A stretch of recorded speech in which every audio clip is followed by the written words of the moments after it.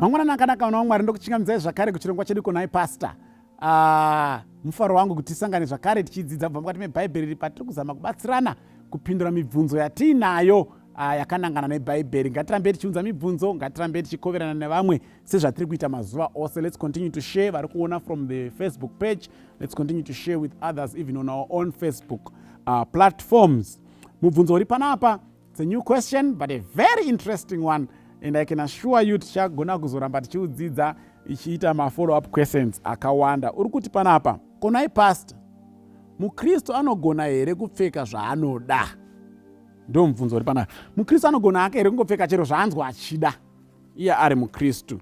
1 Timothy chapter 2 verse ya 9 inoti iyo panapa, I also want women to dress modestly with decency and propriety. Regai perere papa. Ndiye akananga nemubvunzo wabvunzwa. Vakadzi ngavapfeke vaine kuzvidzora nekunyara. Saka kurota kuti kana yatongodaro chete then hatichagoni kuti munhu pfeka zvaunoda. Because tatoone guideline, kana muchipfeka pfekai muine kunyara nekuzvidzora. Kurova kune mamwe mapfekero anonzi apa pasina kunyara apa. Apa pasina kuzvidzora apa. Saka kupfeka kusina kunyara nekuzvidzora akutenderwi kana uri mukristu.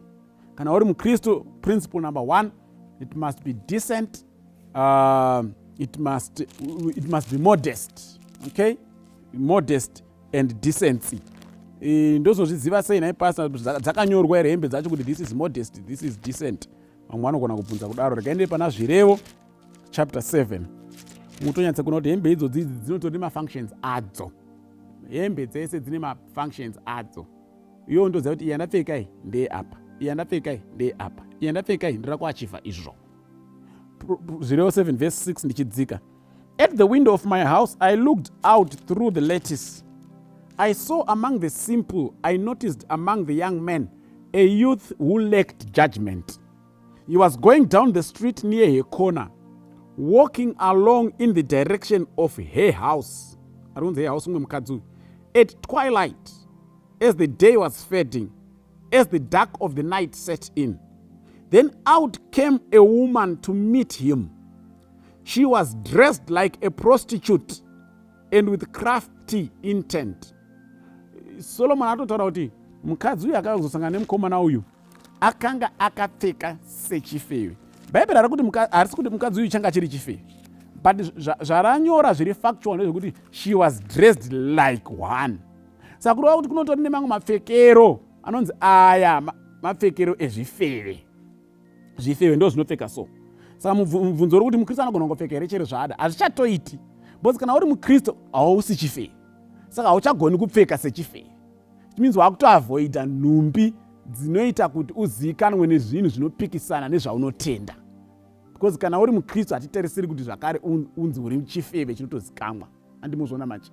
Saka haugoni kuti ndisiyei nemapfekero angu, don't judge me. Ndo vanhu vanofarira sereka kafrezi don't judge me. No, we are not judging you. We are telling you that if you are a Christian, you cannot dress in a way that will make people confuse you with some other people and another group of people that is not Christian. Azviiti. Saka semukristu principle taipiwa modest nekunyara. Zvifeva hazvinyari because zvinoda kutoshambadzira muviri yazvo kuti zviwane varume vanouya kuzorara nazvo. Saka iwe haugoni kuitawo izvozvo at the same time uri mukristu. Utanzi hazvina nebasa, don't judge me. We are not judging you. Tiri kukubatsira kuti uzive zvaunotasirwa kuita semukristu. Ukaenda pana Mateo, ndinongoramba ndichitsimbidzira papfungwa iyoyo yekuti hembe dzichitogadzirwa dzine ma-functions. Mateo 22 verse 11 na 12. But when the king came in to see the guests, he noticed a man there who was not wearing the wedding clothes. Friend, he asked, how did you get in here without the wedding garment?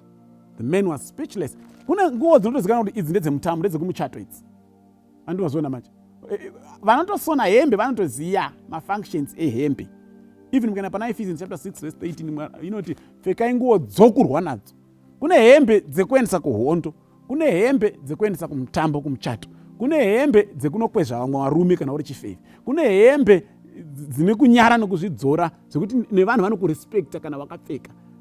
Saka please ngatisafurirane nekunyengedzana nekunyepera kuti hazvina basa, chero moyo wako chete uri right. Hakuna moyo unoita right kunze kuri wrong.